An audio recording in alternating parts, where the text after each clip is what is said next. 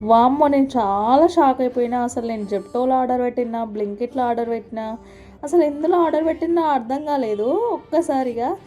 అరే! నేను నైకాల 1:30కి ఆర్డర్ పెట్టినా, 3:30 వరకు ఆర్డర్ ఇంటికొచ్చింది. నేను పడుకొనున్నా తను కాల్ చేశాడు. ఇట్లా మేడం ఇది ఆర్డర్ వచ్చిందని. నేను కళ్ళు తెరిచి ఒకసారి మళ్ళీ చెక్ చేసుకున్నా ఎందులో ఆర్డర్ పెట్టినా అని. నా నమ్మకం ఏంటంటే నైకాలో అయితేనే మంచి ప్రొడక్ట్స్ వస్తాయని.